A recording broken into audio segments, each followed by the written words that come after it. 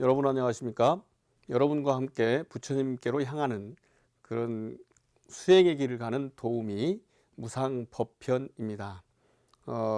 저는 일본 나가노 금강사에서도 교화 활동하고 있고, 여러분들이 우리나라에 올 때 꼭 거쳐야 할 곳 중에 하나인 인천공항 2터미널 청사에 불교실 세계선언을 또 이끌어가고 있기도 하고, 경기도 평택 서탄면 장등이라고 하는 곳에 보국사 주지를 맡아서 교화 활동하고, 이곳 서울 은평구 가련동에 있는 열린선언 선언장을 맡고 있는 무상법편이라는 승려입니다.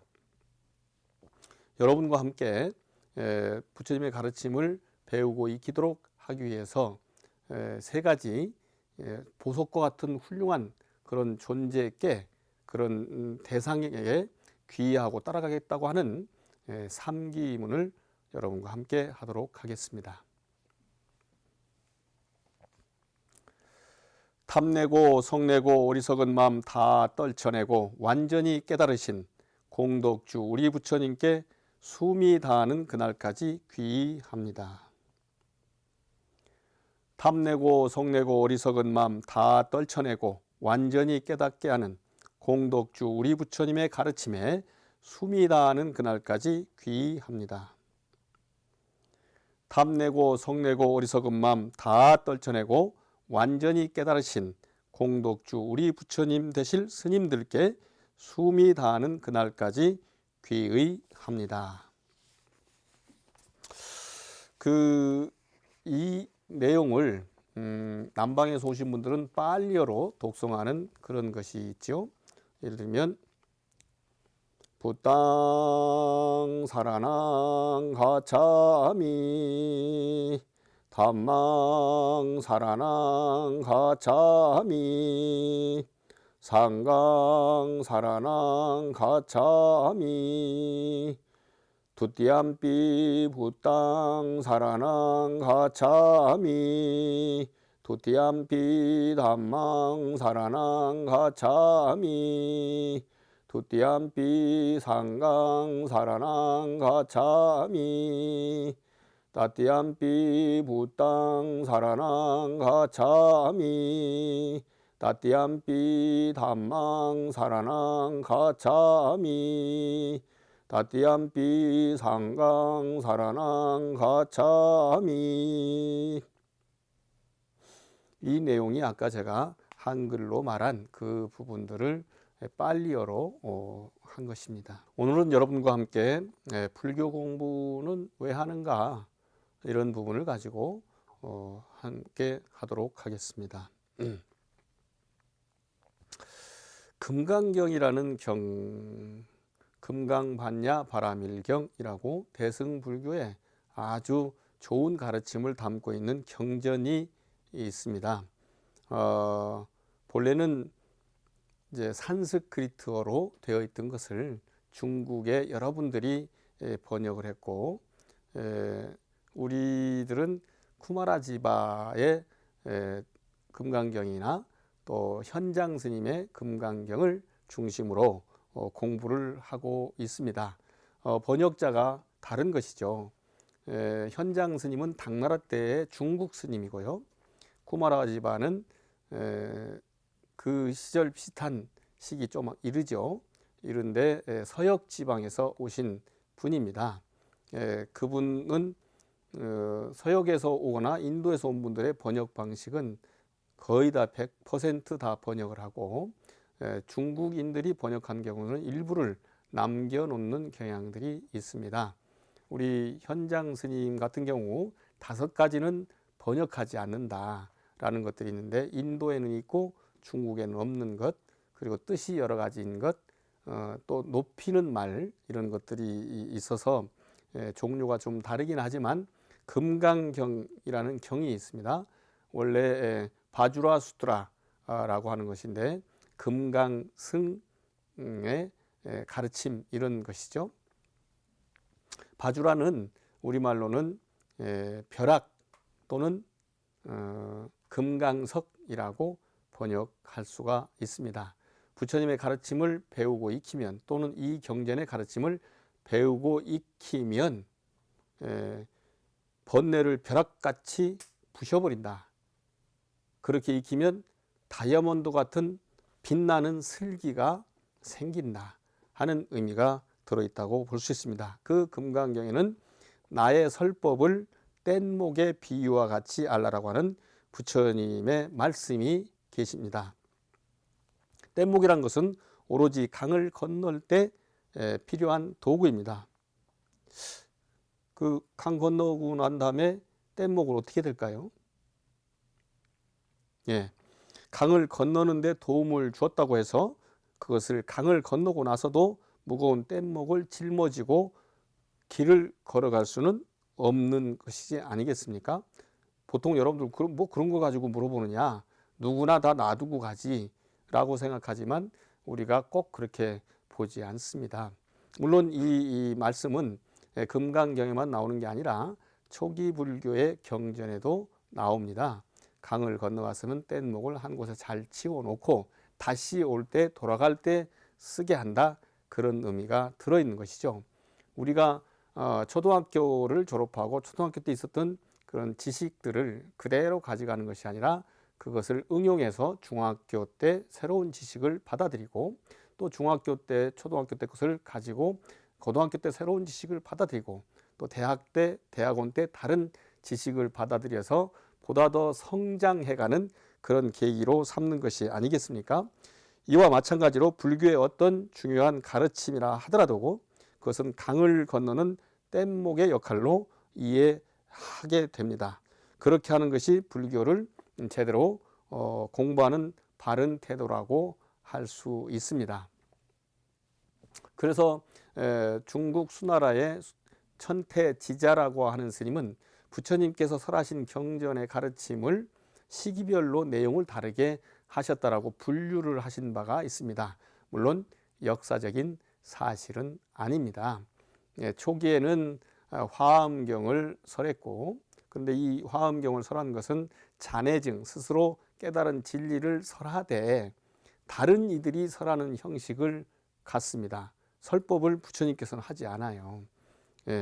그런데 그래서 저도 제가 인도 성지 순례객들을 함께 모시고 간 적이 있었는데, 베나레스에서 거기서도 제가 매일 설법을 하다가 그날만은 다른 분들께 설법의 기회를 드리고, 여기가 초전 법륜지 처음 설법을 한 곳이어서 제가 마땅히 설해야 하지만 우리는 대승불교권 한국 불교에서 이곳에 왔으니 화엄경의 정신에 따라서 나는 설법을 하지 않겠다라고 마친 적이 있습니다.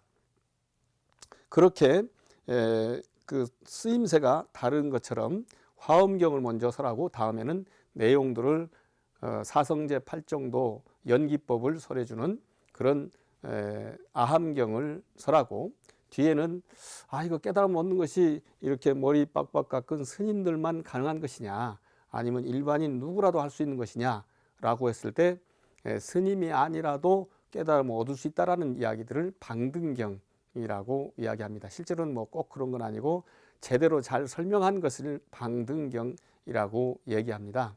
그래서 유마경이라는 경, 이것은 유마일이라는 또는 비마라 기리띠라고 하는 사람을 주인공으로 해서 형성된 경전이 유마경이고, 승만부인을 주인공으로 해서 형성된 경전이 승만경이라고 할 수 있습니다. 이런 방등경들이 있고, 그 다음에는 어떤 현상 속에서 그 속에 법칙을 찾아내면 그렇구나, 이렇게 하면 안 되겠구나, 이렇게 해야 되겠구나 하는 것들을 알게 되는 슬기가, 지혜가, 반야가 생긴다. 이런 것들이 반야심경, 금강반야바라밀경, 팔천송 반야경 등 반야부 경전들이 있게 됩니다.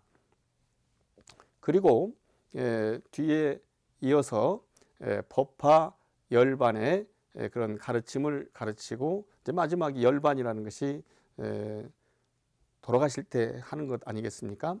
그래서 그 열반 시기 직전에 법화경을 설했기 때문에 법화경이 가장 수준 높은 가르침이다라고 하는 주장을 하고 싶어 했고, 그렇기 때문에 화엄경도 수준이 비슷한데 맨 처음 설한 것으로 해놓는 것입니다. 그래서 이런 것들이 방편이거든요. 그래서 방편의 의미로 받아들이고 삶의 여러 가지 문제들을 해결하는 그런 하나의 수단으로 생각하는 것이 좋다, 이런 말씀을 드린 것이고요. 불교 공부를 하는 일은 부처님의 서원을 따르는 일입니다.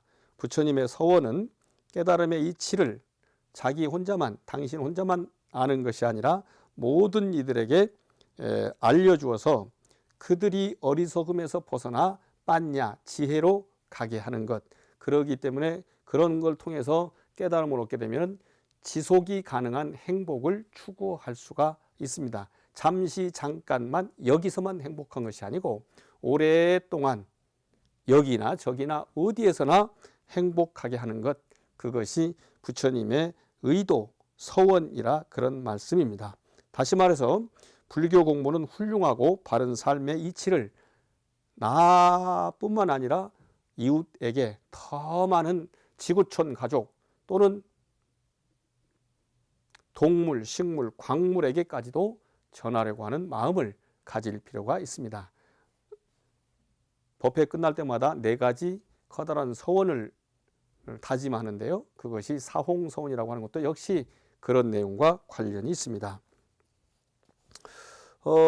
아까 금강경 말씀을 했는데요. 금강경에 이런 말씀이 있습니다. 열애가, 열애는 타타가타라고 해서 부처님을 뜻합니다. 그와 같이 오셨다, 이런 분인데요. 열애가 법을 설한 것이 있다고 하면 곧 부처님을 비방하는 것이 된다. 이게 또 무슨 말씀입니까?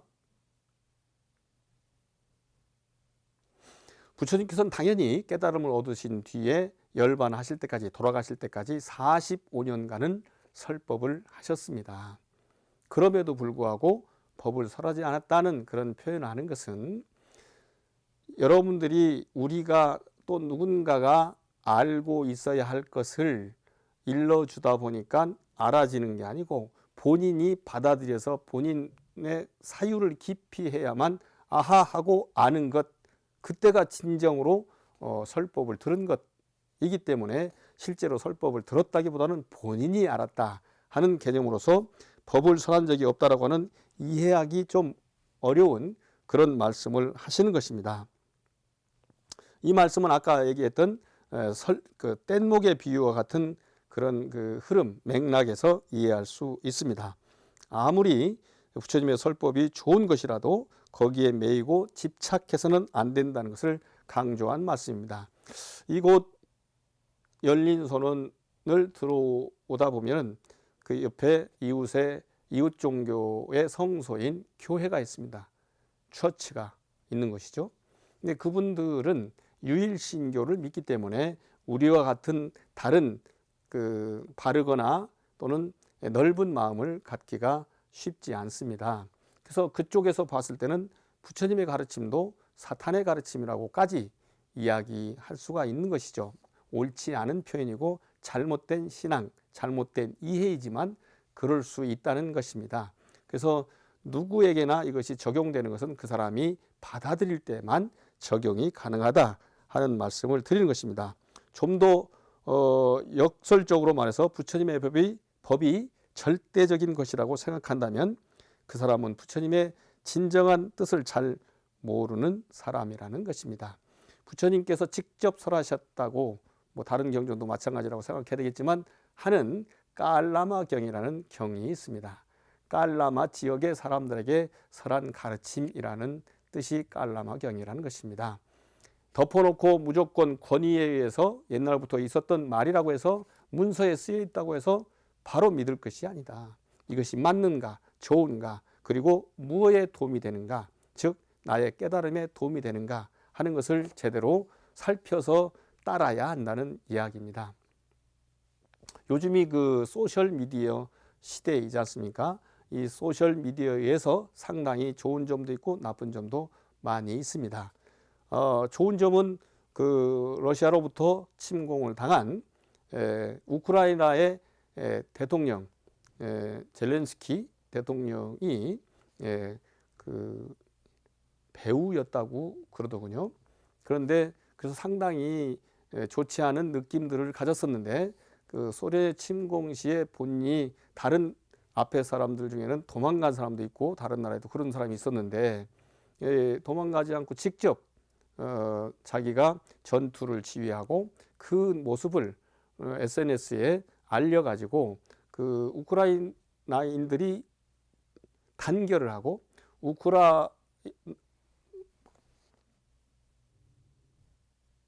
우크라이나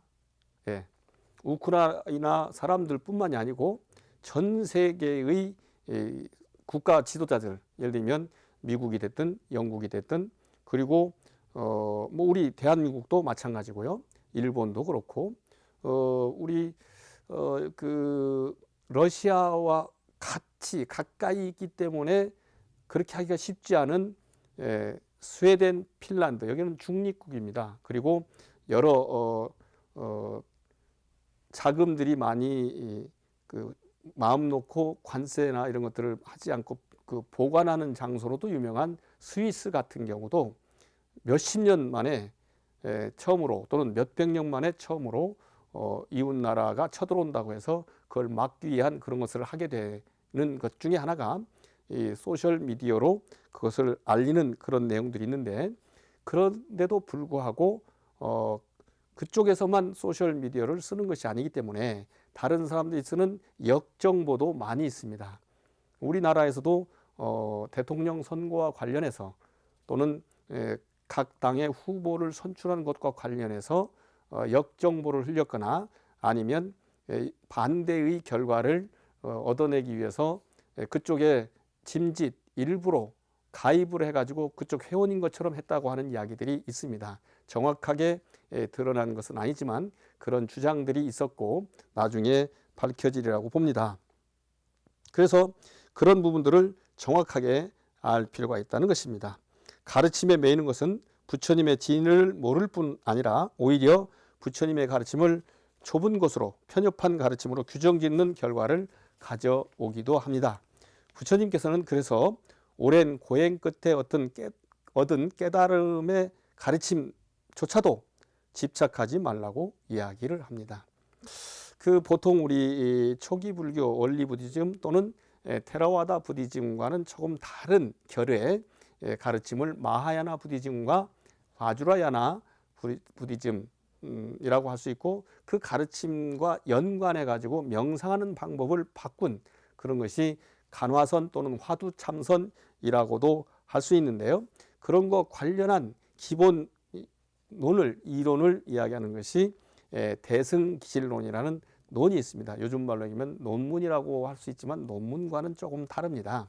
어쨌든 대승, 한두 사람만 타고 어딘가를 가는 것을 소승이라고 해서 옛날에 히나야나라고 했고, 여러 사람들이 같이 타고 가서 옮겨지는, 즉 괴로운 이곳 피안에서 즐거움에 괴로운 이곳 차 안에서 즐거움에 평화로움에 피안으로 간다라고 하는, 그것이 혼자만 가는 것이 아니라 여러 사람이 같이 간다고 하는 것이 마하야나 대승이라고 해서 그 대승의 믿음을 갖는, 그 믿음을 일으켜주는 그런 글을 대승기실론이라고 이야기합니다.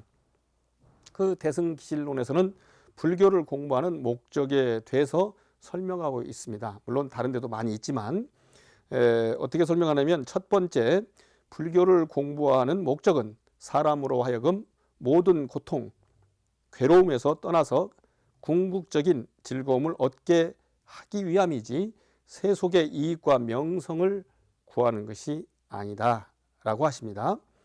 그렇지 않습니까? 그 코로나 팬데믹 시절에 제가 많이 듣는 질문들이 있습니다. 어떻게 보면 좀 힘들 것을 걱정해 주는 질문인데, 세상이 매우 힘든데, 옛날에 IMF도 그랬습니다만 스님네 절도 힘들지요? 그렇게 묻습니다. 물론 스님, 목사, 신부님들 공통적으로 듣는 물음이겠죠.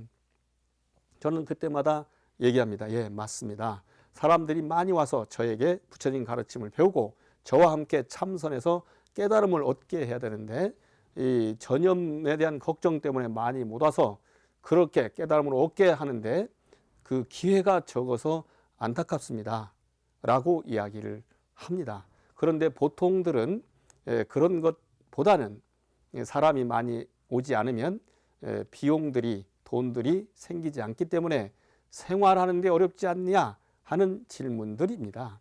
그것은 세상에 살고 있는 한, 또 자본주의 사회에 살고 있는 한 어쩔 수 없는 것이긴 하지만 그것을 앞에다 대놓고 이야기할 수 없다라는 말씀입니다. 마찬가지로 세속의 이익과 명성을 구하는 것이 아니라는 것, 즉 고통을 떠나서 궁극적인 즐거움을 얻는, 깨달음을 얻는 것이 목표다, 그런 말씀입니다. 두 번째, 불교를 공부하는 목적은 부처님의 근본 뜻을 잘 해석해서 모든 사람으로 하여금 바르게 이해하여 틀리지 않도록 하기 위함입니다. 보통은 틀리다와 다르다를 구별을 못하는 경향들이 있는데 틀린 것과 다른 것은 아주 다릅니다. 그래서 다른 것을 이해하는 것은 상당히 중요하고 틀린 삶을 살지 않도록 해야 하는 것입니다. 세 번째, 불교를 공부하는 목적은 선근이 성숙한 중생으로 하여금 보다 더 높은 가르침, 즉 대승법을 감당하여 믿음에 있어서 물러서지 않게 하기 위함입니다. 우리나라도 100층이 넘는 빌딩이 120층이죠. 빌딩이 있습니다. 롯데몰이라고 하는 빌딩이 있는데 우리가 이렇게 쳐다보면서 한참을 쳐다봐도 저 끝인데 저기를 어떻게 올라갈 수 있겠습니까? 하지만 엘리베이터 탔는데 아주 빨리 올라갔는데도 어떤 그 중압감이 없더라고요. 이제 그런 기술들을 개발했기 때문에 가능한 겁니다. 마찬가지로 훌륭하신 부처님 또는 그 누구나 다 초등학생밖에 안 됐는데 깨달을 수 있다는 것이 아니고 그레이드를 자꾸 업해서 깨달음을 얻을 수 있게 하는 그런 느낌을 주면 보통 사람들은 그네 어떻게 하지? 라고 물러 앉을 수가 있습니다. 그런데 그 힘을 내게 하는 것이 대승기신이라 그런 말씀입니다. 네 번째, 불교를 공부하는 목적은 선근이, 착한 근이 적은 사람으로 하여금 신심을 내서 수행하게 해서 이익이 되게 합니다. 그런 얘기입니다. 뭐 태어날 때부터 그럴 리는 없을 거라고 생각하는데 보통 사람들이 남한테 이익 주는 건 잘 안 하고 남을 방해하는 것들을 많이 한다든가 이런 사람들은 선근이 작은 사람이라고 할 수 있습니다. 그러니까 그런 사람들은 이쪽으로 못 오게 해야 돼 라고 한다면 부처님의 대자비심이 아니죠. 어리석기 때문에 야단을 친다 할지라도 잘 설득을 해서 좋은 곳으로 가게 하는 공부를 하게 해야 하는 것입니다. 그래서 우리 한국 사회의 지도자가 대통령이고 장관이고 국회의원이고 그런 분들인데 상대 진영에 있는 사람이라고 해서 적대시하는 것은 바람직하지 않습니다. 그들도 같은 국민이기 때문입니다. 마찬가지로 우리 불교를 공부하는 사람들은 부처가 되어서 모든 중생을 설사 지금은 다른 종교를 믿고 있다 할지라도 언젠가 기회가 되면 그들도 이쪽으로 올 수 있는 것이 아니겠습니까? 지금 만약에 따뜻해지기 시작하긴 하지만 얼마 전까지 얼마나 추웠습니까? 그런 추운 때에 매화꽃이 피고 진달래가 피고 개나리가 피고 목련이 피고 그런 걸 어떻게 생각하겠습니까? 그러나 때가 되면 그들도 피어나지 않습니까? 그래서 그런 부분을 생각해야 한다. 다섯 번째, 불교를 공부하는 목적은 여러 가지 방편을 써서 그 방편을 쉽게 보여가지고 보통 사람들의 삶의 그 장애, 어려움 그런 것들을 없애고 그 마음을 잘 보호하여 어리석음과 교만함을 멀리함으로써 사악한 그물에서 벗어나기 위함이다. 보통 우리가 자기가 보고 싶은 것만 보고 알고 싶은 것만 알고 하고 싶은 것만 하게 마련입니다. 그것은 좁은 삶을 살고 있기 때문에 그렇습니다. 어리석음에 쌓여 있을 때는 또 그럴 수밖에 없습니다. 근데 그것을 좀 더 다 잘해 놓으려면 저 어떻습니까? 괜찮은 사람이죠? 이렇게 텔레비전에 나와서 설법도 하니까 얼마나 멋진 사람이겠습니까? 이런 말을 하면 듣는 여러분 어때요? 기분이? 아이고, 스님이라도 좀 재수가 없네. 이렇게 생각할 수도 있어요. 그런데 여러분, 제가 알고 있는 선배님에 의해서, 제가 알고 있는 스승님에 의해서 가르침을 받아가지고 부처님의 가르침을 제가 전달하고 있습니다. 라고 겸손하게 얘기한다면, 저분이 진짜 더 훌륭한가 봐. 라고 생각하기 마련이거든요. 모든 것들은 에너지가, 위치 에너지가 높은 데서 낮은 데로 내려갈 수밖에 없는데, 그런 것처럼 슬기로움도 그렇게 낮은 자세를 가질 때 온다고 합니다. 이런 내용들이 바로 그것입니다.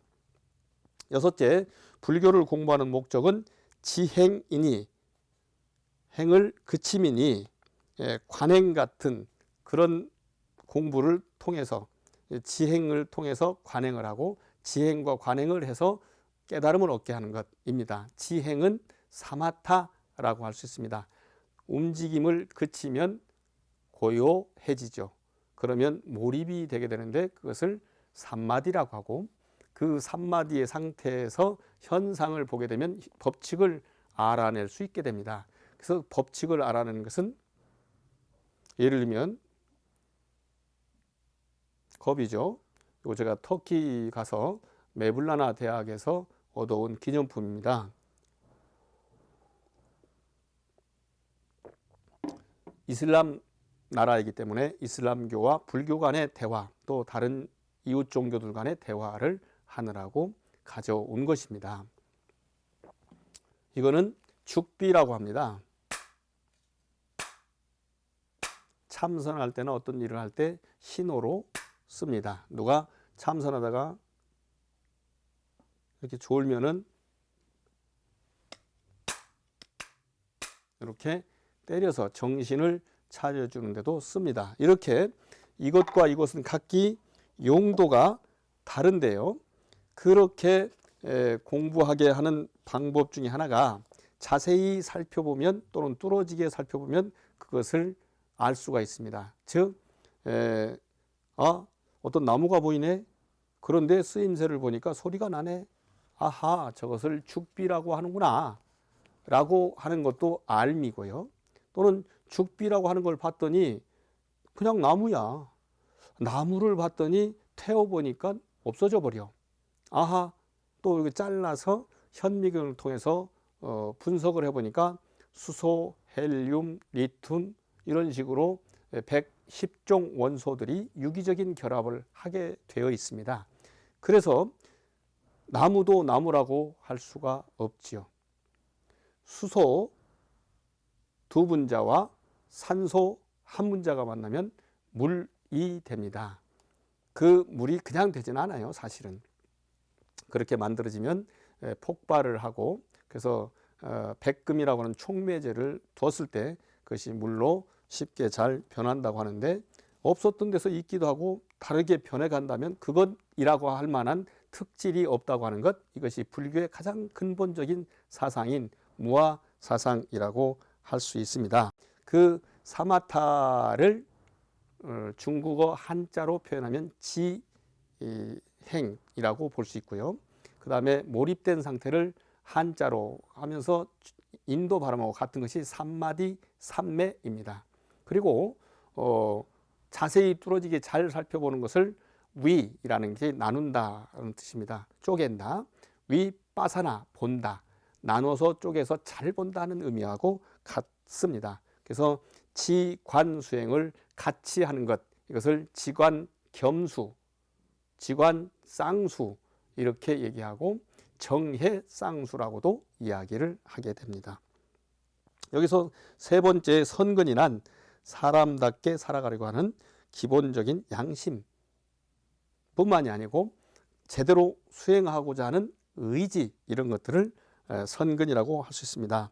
일체의 모든 중생들은 부처님의 큰 가르침의 법의 창고문이 저 멀리 있는 줄 알고 자기 몸의 안에 있다는 것을 잘 모르고 뭐 누구한테 들었다면 알겠지만 또 들었더라도 확신이 있어야 되고 또 기억이 나야 되겠죠. 그 잘 모르기 때문에 오욕락에 빠질 수밖에 없고, 오욕락에 빠지면 다시 괴로움이 시작되는 윤회의 고통을 무한히 겪을 수밖에 없다, 그런 얘기입니다. 그래서 우리 열린선은 저쪽에 오른쪽에 보면은 윤회 금지 노삼사라라고 하는 표지판이 있는 것을 볼 수 있습니다. 저와 함께 이곳에서 수행을 하면 윤회를 벗어나서 깨달음을 얻고 청정하고 해탈하게 된다, 그런 얘기입니다.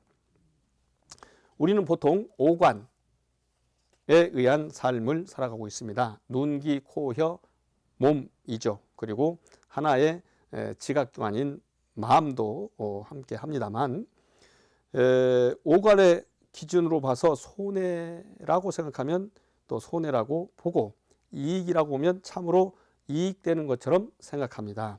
그러나 이건 기준에 대한 것을 정확하게 보지 않았기 때문에 그렇게 생각을 하는 것입니다. 우리가 불교 공부를 하는 이유는 오관의 삶에서 좀 더 다른 차원으로 옮겨가자는, 즉 그레이드를 업 시키는 것으로 하는 것이 목적이 있습니다. 오관의 삶에는 한계가 있습니다.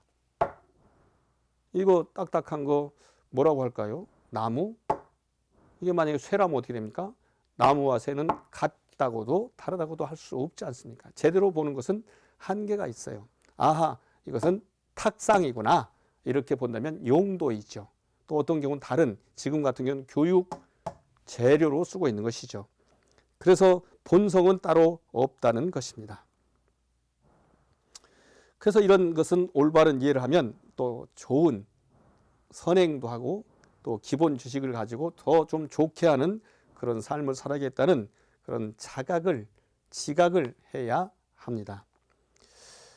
그러면 가장 좋은 것은 고통과 불행에서 벗어나서 괴로움이 없는 행복의 그 상태로 만들어야 되겠죠. 인간이 행하는 모든 행위는 목적이 있게 마련입니다.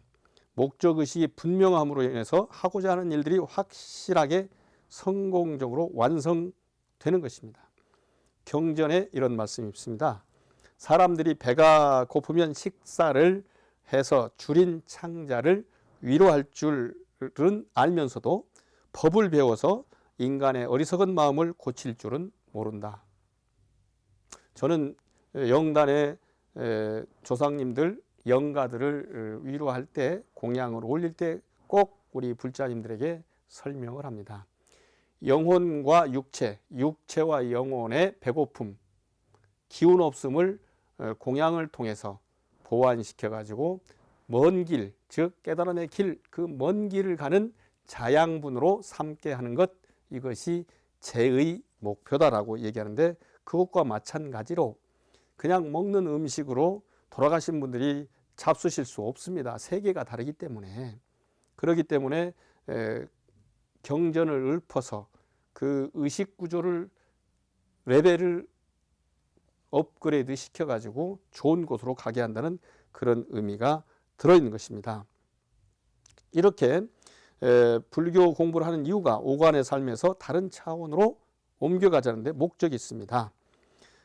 인간이 행하는 모든 행위는 목적이 있지요. 그래서 불교 공부를 하는 것은 어떤 이익과 명예를 위하는 것이 아니고 참으로 우리의 어리석음을, 그 마음을 고쳐서 보다 더 바람직한 삶을 가자고 하는데, 향유하자고 하는데, 추구하자고 하는데 그 목적이 있습니다. 불교 공부는 깨어있는 삶, 보다 더 보람되고 유익한 삶을 살아가게 하기 위한 것입니다. 사성제를 다룬 논에서, 사제론이라는 논에서 사람들은 여러 가지 견해에 집착해서 자기의 뜻은 옳고 다른 것은 그르다고 비난한다. 그리하여 그런 고집 때문에 서로 싸우기 일쑤인데 마치 소경이 코끼리를 만져보고 말하는 것과 다르지 않다. 이 얘기는 초기 경전에 뿐만 아니라 대승경전에도 많이 나옵니다. 그래서 가장 뛰어난 죽음도 없고 싸움도 없는 그러한 세계를 성취하기 위해서 부처님은 가르침을 펼친다라고 말씀하십니다. 사실 그렇지 않습니까? 우리는 서로 다른 주의, 주장, 진영을 갖고 있습니다. 종교도 마찬가지입니다. 그런데 너무나도 짧은 소견과 눈앞의 것만을 바라보는 그런 한정된 삶 속에서 살다 보면 우리가 영원한 행복을 가질 수가 없습니다. 그렇기 때문에 별개의 눈을 가지고 있는 것이죠. 이 눈이요. 각자가 믿고 있는 이 눈이 그냥 눈이 아니라 영혼의 눈을 의미하는 것입니다. 믿고 있는 믿음이 옳다고 주장하며 다른 사람을 비난하게 되는데, 죽음도 없고 싸움도 없고 대립된 주의 주장도 없고 뒤집혀진 삶도 없는 성스러운 지혜를 나타내고자 가르침을 펼치셨고요. 나중에 뭐 여러 훌륭한 분들, 저도 이제 가르쳐 드리려고 하고 있습니다만, 중국 당나라의 육조 해능이라는 스님은 나무꾼이었을 정도로 공부를 하지 못한 사람입니다. 학교 공부를 못했다, 그 말씀입니다. 그런데 그분은 착한 일도 생각하지 말고 나쁜 일도 생각하지 마라, 이렇게 얘기합니다.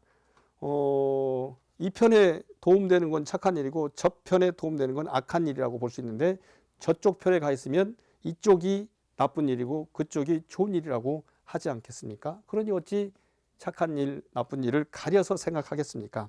선도 생각하지 말고 악도 생각하지 말라. 고정된 가치관을 무너뜨리는 그런 좋은 말씀이라고 생각합니다.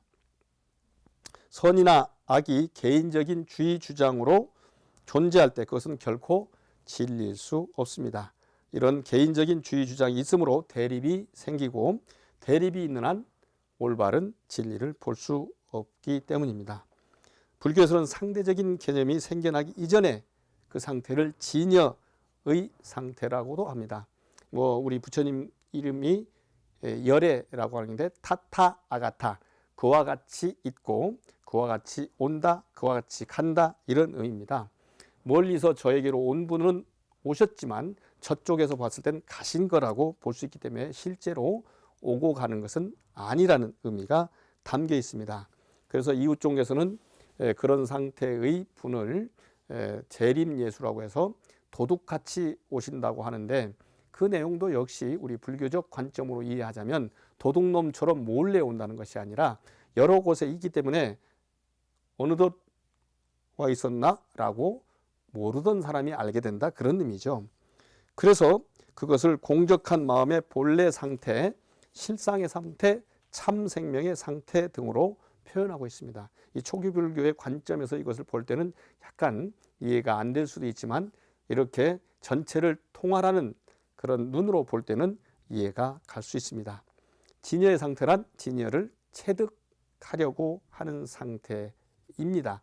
가면은 가게 되어 있기 때문에 그것은 선과 악이 배제된 상태이기도 합니다.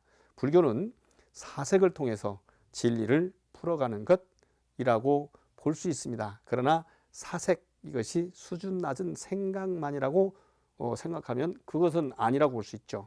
깊이 있는 그대로 볼 수 있는 것, 이것을 이치와 현상이 함께하고 서로가 공존하고 또 융통하게 되는 것, 이것을 이사무예라고 이야기하고, 또 사물과 사물이 서로 이 통섭의 시기에 서로 부딪힘 없이 존재하는 것, 이것을 사사무예라고 이야기를 합니다.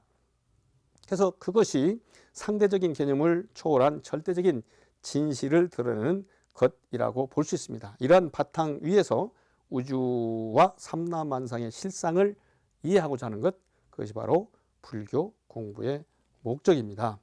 그런 목적을 달성하기 위해서는 태도가 무엇보다도 중요합니다. 어떤 내용으로 어떻게 공부하느냐도 중요하지만 그것을 받아들이는 태도는 더욱더 중요하다고 볼 수 있습니다. 변하지 않는 것이 아무것도 없다라고 하는 것을 드러내는 무상경이라는 경이 있습니다. 초기 경전이죠. 살아있는 자 모두 죽음으로 돌아간다. 젊었던 용모는 누구나 늙어 쭈그러지고 강하던 힘은 병으로 약해지게 마련이어서 능히 이를 면하는 자가 없다. 설사 묘고산이 높다고 해도 존속기간이 닿으면 부서져 없어지며 큰 바다가 깊다 해도 역시 말라서 바닥이 드러난다. 히말라야가 높다라고 흔히 생각하지만 필리핀의 메리아나 해구는 그거보다 훨씬 더 그 높이보다 깊은 높이입니다. 히말라야 8,848인가요? 에베레스트 산. 거기는 2만 1,000m 정도 됩니다. 그런 사실을 우리가 알고 겸손할 필요가 있는 것입니다. 대지와 일월도 때가 되면 모두 다 없어지리니 일찍이 어떤 한 사물도 무상에 의해서 삼켜지지 않은 것이 없었던 터이다. 더없이 존귀한 세존과 독각, 성문들도 무상한 육신을 버릴 날이 있었거니 항차 범부일까 보냐. 부모, 형제, 처자, 친척이 생사를 달리하는 것을 보고 범부들은 비탄에 잠긴다. 그러기에 범부들에게 권하노니 진실한 가르침을 잘 들어서 다 함께 무상한 곳을 버리고 마땅히 불사의 문으로 들어가야 할 것이다. 불사, 죽지 않는 문으로 들어가야 할 것이다. 불교는 감로와 같아서 열을 제거하고 청량함을 얻게 하노니 마음을 오롯이 하여 잘 들으면 모든 번뇌를 제거할 수 있으리라. 우리는 그렇게 많이 느끼지 않는데 인도같이 또는 미얀마 같은 곳에 아주 더운 곳에서나 아니면 이런 데서 일한다 할지라도 뜨거운 곳, 예를 들면 용광로 주변에서 일하는 분들 같은 경우는 그 더위를 체감할 수 있을 것입니다. 그때 시원한 물을 마시면 아주 시원한 것처럼 모를 때는 그렇게 뜨겁고 훌떡훌떡 하다가도 평안해지는 그런 시원함을, 후련함을 느낄 수 있는 그런 내용이 바로 제대로 공부하고 수행하면 얻어질 수 있다는 것입니다. 인생의 무상은 두말할 필요가 없이 정해진 사실입니다. 여기서 눈여겨볼 것이 뭐냐면 더없이 존귀한 여러 세존, 독각, 성문들도 무상한 육신을 버릴 날이 있었거니 보통 범부라고 안 하겠습니까? 라는 것입니다. 이 구절은 우리에게 삶의 경종을 울리고 있습니다. 우리는 삶의 실상을 바로 깨닫고 거기에 대한 올바른 삶을 찾고 삶의 가치관을 정립해야 합니다. 이것이 바로 불교 공부의 이유이며 목적이고 태도입니다. 불교 수행은 궁극적으로 인생의 문제를 해결하는 데 있다고 볼 때 무상에 관한 인간의 실상을 이해하는 것은 아주 필연적인 과정입니다. 그래서 그런 부분들을 정확하게 우리가 알게 된다면 불교를 제대로 공부할 수가 있다라고 볼 수 있습니다. 그리고 우리 불교는 온몸으로 하는 공부입니다. 불교 공부의 참 목적이 참 삶의 길, 정말 보람된 삶의 길이 무엇인가를 깨닫는 것입니다. 이것이 입대승론에서는 이렇게 말합니다. 만약 회의하는 바, 즉 의심하는 바가 있는 사람이면 모두 가르침을 들어야 한다. 듣고 나서 이해하면 깨닫게 될 것이다. 깨닫고 나면 믿는 마음이 곧 생기며 그 믿는 마음이 생기고 나면 기쁨이 곧 생기며 기쁨이 생기고 나면 차례를 따라 듣고 생각하고 닦음, 문사수가 생겨나 온갖 것을 남김없이 아는 깨달음의 지혜를 얻게 될 것이라고 했습니다. 이렇게 회의하고 즉 의심하는 사람, 즉 인생에 대해서 회의와 의심이 있는 사람은 모두 가르침을 들어야 한다고 일깨워주고 있습니다. 의심이 있음으로 해서 가르침을 통해 깨닫게 됩니다. 깨닫고 나면 신심이 생기고 신심이 통해서 삶의 기쁨을 누리게 되죠. 이것이 문사수의 과정이라고 볼 수 있습니다. 문사수는 이제 화엄의 사상이고 또 일반적인 우리 불교 가르침이 듣고 사유하고 닦는다라고 하는 것이거든요. 그런 부분들을 다 성취를 하게 되면 깨달음의 지혜를 성취할 수밖에 없습니다. 승려로 살든 목사로 살든 신부로 살든 교수로 살든 농부로 살든 장사하는 삶을 살든 간에 누구나 다 그 작자의 삶을 살아가고 있지만 그 인생을 얼마만큼 이해하고 살아가느냐에 따라서 그 사람의 삶은 달라진다는 것을 알아야 합니다. 그래서 인생에 대한 진정한 가치를 알고 삶을 영위하는데 그 뜻이 불교를 공부하는 뜻이 있다라고 볼 수 있습니다. 그래서 여러분과 함께 오늘 불교를 공부하는 참 목적, 이것에 관해서 함께 공부해 보았습니다. 예, 불교를 공부하는 목적에 관한 어떻게 공부하느냐 이런 부분을 여러분과 함께 했습니다. 합송하도록 하겠습니다. 합장해 보시기 바랍니다.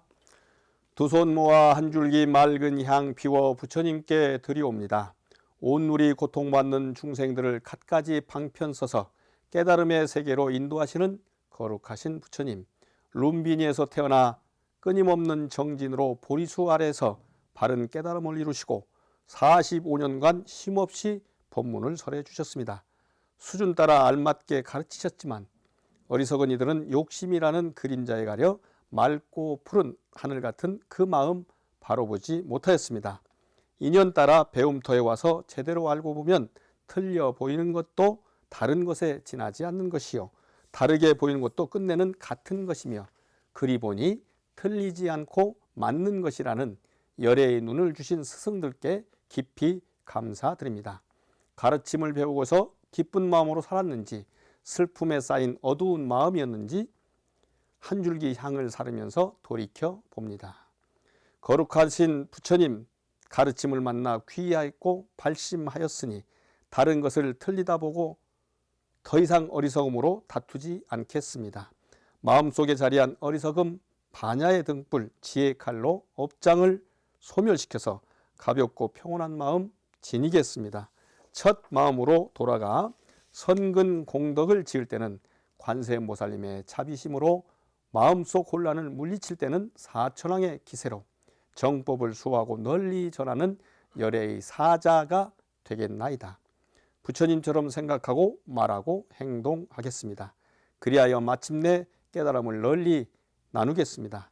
어려운 고난과 역경이 다가와도 굳센 믿음으로 물러서지 아니하고 크나큰 원력 따라서 다 함께 성불하는 그날까지 정진하겠습니다. 나무 서가모니불, 나무 서가모니불, 나무 시아본사 서가모니불. 사홍선을 끝으로 오늘 법문을 마치도록 하겠습니다. 중생을 다 건지오리다, 번뇌를 더 끊으리다, 법문을 더 배우리다,